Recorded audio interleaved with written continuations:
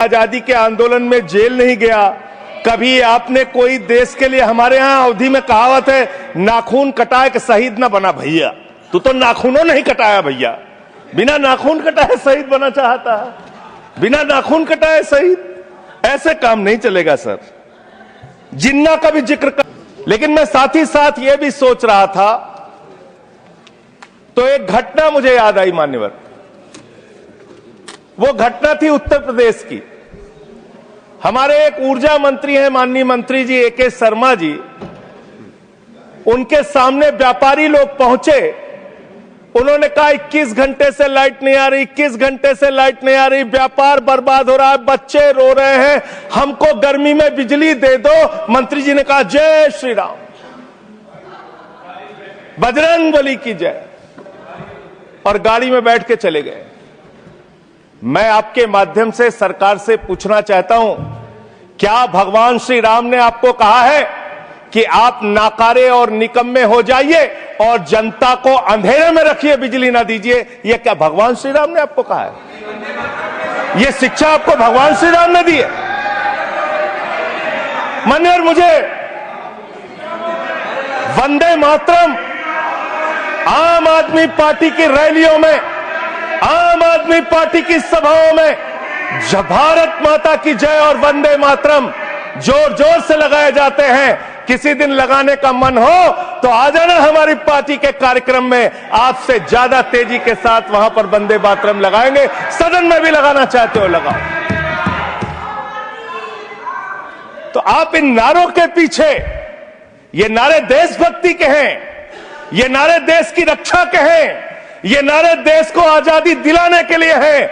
ये नारों के पीछे अपने गुनाहों को छिपाने के लिए नारे नहीं है, मैं कहना चाहता हूं माननीय। और आप क्या कर रहे हैं? आप इन नारों के पीछे अपने गुनाहों और अपराध को छिपाना चाहते हैं। वंदे मातरम का मतलब क्या है? वंदे मातरम का मतलब है मातृभूमि की वंदना। मातृभूमि की वंदना। हम मातृभूमि की वंदना करते हैं, तो आप कैसे मातृभूमि की वंदना कर रहे हैं? अरे 1 रुपए में तो एक आम नहीं मिलता। आपने 1 रुपए में अडानी को 1050 एकड़ जमीन और 10 लाख आम और लीची के पेड़ दे दिए। ये मातृभूमि की वंदना, ये आपकी मातृभूमि की वंदना है। आप मातृभूमि को बेचकर मातृभूमि की वंदना कर रहे हैं। ये मातृभूमि की, आज वंदे मातरम पे ही बात करूंगा सर। मातृभूमि की वंदना, मातृभूमि की वंदना हिंदुस्तान के एयरपोर्ट को बेच के नहीं हो सकती।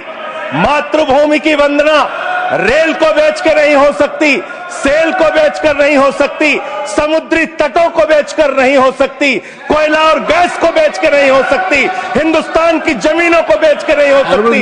तुम लोग मातृभूमि को बेचने वाले लोग हो, तुम मातृभूमि की वंदना करने वाले लोग नहीं हो।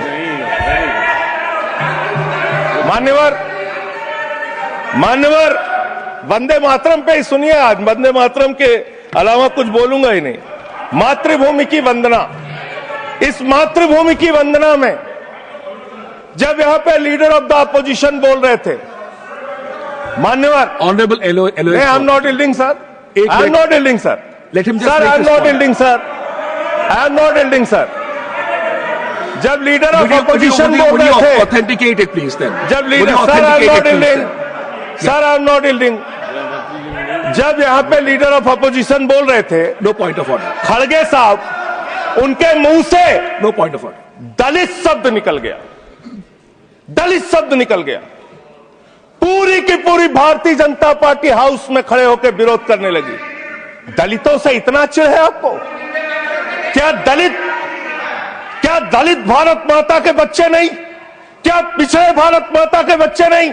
क्या आदिवासी भारत माता के बच्चे नहीं? अगर दलितों, पिछड़ों, आदिवासियों की बात होगी तो आप विरोध करोगे? आप विरोध करोगे? You are not on the topic. LOH. Just need a minute. LOH. Sir, 2 बातें हैं। Please. LOH is on its legs. LOH is on its legs. Sir, 2 बातें हैं। एक तो हम चाहते हैं कि डिबेट, हेल्दी डिबेट हो, तर्कों के साथ हो। अभी इन्होंने आरोप लगा दिया कि दलितों पर बीजेपी वाले एकदम हल्ला करने लगे। ऑन रिकॉर्ड है, मैंने कहा है दलित के विषय में कि ये हमारे पूज्य हैं, हमारे भाई हैं, ये ऑन रिकॉर्ड है। इस तरीके के स्वीपिंग स्टेटमेंट्स न दें और इस हाउस के माध्यम से देश को गुमराह न करें, नंबर 1। नंबर 2, आपने कहा ये बेच दिया, ये बेच दिया, ये बेच दिया। आई से please authenticate on the floor of the house what ever you have charge. देखिए, आज सर बहुत अच्छी बात गृह मंत्री जी भी कह के गए और लीडर ऑफ द हाउस भी कह रहे हैं कि जो कुछ भी मैं बोलूं उसको ऑथेंटिकेट करूं। और मैं आपसे अनुरोध कर रहा हूं सर कि अगर मैं ऑथेंटिकेट ना करूं तो मेरे खिलाफ कार्रवाई की जाए। एक एक चीज मैं ऑथेंटिकेट करूंगा। अगर मैं कोई बात कह रहा हूं तो उसको ऑथेंटिकेट करूंगा। दूसरी बात, शहीद खुदीराम बोस की बात हुई सर, कल उस सदन में चर्चा हुई।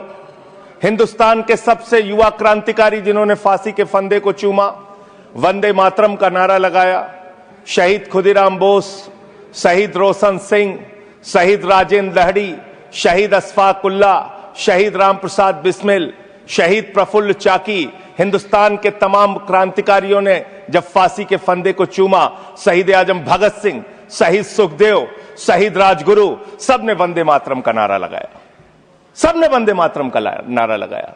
और शहीद खुदीराम बोस को अब आप याद कर रहे होंगे, मैं पिछले 31 साल से 3 दिसंबर को शहीद खुदीराम बोस की जयंती का आयोजन करता हूं। मेरी संस्था का नाम शहीद चंद्रशेखर आजाद के नाम पे है।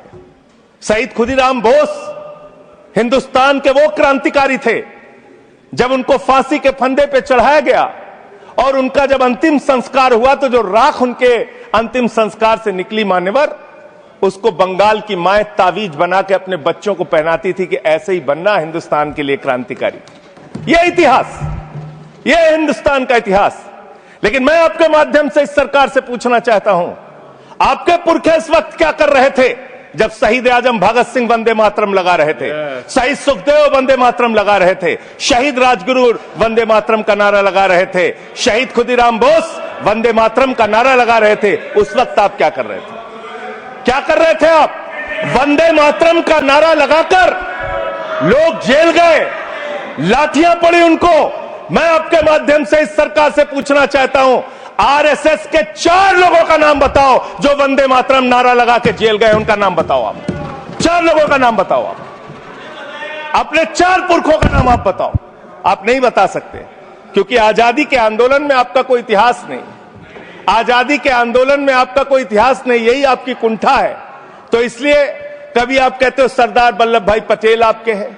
अरे भैया, सरदार वल्लभ भाई पटेल ने आरएसएस के ऊपर बैन लगाया था, यह रिकॉर्डेड हिस्ट्री है। और जब 18 महीने जेल में रखा गया आरएसएस के लोगों को राष्ट्रपिता महात्मा गांधी की हत्या के अपराध में, जब उनको छोड़ा गया, बैन हटाया गया, तो उसमें शर्त लगाई कि आप राष्ट्रीय ध्वज को मानेंगे, यानी कि आप तिरंगे झंडे को भी नहीं मानते थे। आपने 52 साल तक हिंदुस्तान का तिरंगा झंडा आरएसएस के मुख्यालय पे नहीं फहराया सर, नहीं फहराया। और 3 लोगों ने आरएसएस के मुख्यालय पर जब ये झंडा फहराया, उन तीनों के नाम मैं पढ़ रहा हूं, विजय, उन्मत, दिलीप, इन तीनों लोगों के खिलाफ आरएसएस ने एफआईआर दर्ज कराई। किस अपराध में? कि हमारे दफ्तर में तिरंगा क्यों फहरा दिया। और कितने साल तक मुकदमा लड़े? 13 साल तक मुकदमा लड़े। यह है आपकी असलियत। आप तिरंगे का विरोध करते हैं, भारत के राष्ट्रीय ध्वज का विरोध करते हैं। जो लोग तिरंगे और राष्ट्रीय ध्वज का विरोध कर सकते हैं वो भारत माता के सच्चे सपूत नहीं है, वो नहीं है हमारे निगाह में। और मैं आपको बताता हूं सर, ये है 28 दिसंबर 1949 का ऑर्गेनाइजर पत्र। इसको भी रखूंगा क्योंकि आज गृह मंत्री जी और लीडर ऑफ द हाउस दोनों कह के गए रिकॉर्ड पे सारी चीजें आनी चाहिए, इसको रिकॉर्ड पे रखना चाहिए। इतिहास देश को पता चलना चाहिए, किन लोगों ने देश के साथ गद्दारी की, किन लोगों ने तिरंगे का विरोध किया, किन लोगों ने राष्ट्रगान का विरोध किया। आपको ये पढ़ के सुनाना चाहता हूं, ये ऑर्गेनाइजर है, क्या लिख रहा है। What is the moral sanction behind government's choice of Jan Gana Man, except that it can be made an item of entertainment? आप राष्ट्रगान का विरोध कर रहे हैं, आप भारत के राष्ट्रगान का विरोध कर रहे हैं। आपके मुख्य पत्र में भारत के राष्ट्रगान का विरोध लिखा गया है।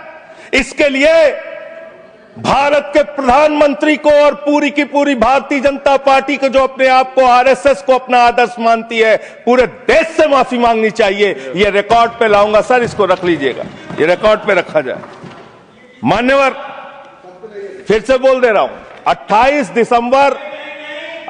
दिसंबर 1949 ऑर्गेनाइजर अखबार जो आरएसएस का मुख्य पत्र है, और इस आरएसएस के मुख्य पत्र में फिर से लिख दे रहा हूं, फिर से पढ़ दे रहा हूं क्या लिखा हुआ है।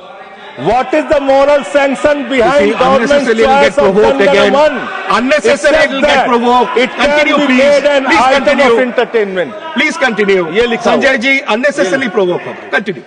अच्छा, सर, मैं आपसे ये कहना चाहता हूं कि आपने तिरंगे का विरोध किया, राष्ट्रगान का विरोध किया, वंदे मातरम आपने लगाया नहीं कभी। कोई आपका व्यक्ति देश की आजादी के आंदोलन में जेल नहीं गया कभी। आपने कोई देश के लिए, हमारे यहां अवधि में कहावत है, नाखून कटाए के शहीद ना बना भैया। तू तो नाखूनों नहीं कटाया भैया, बिना नाखून कटाए शहीद बना चाहता है, बिना नाखून कटाए शहीद। ऐसे काम नहीं चलेगा सर। जिन्ना का भी जिक्र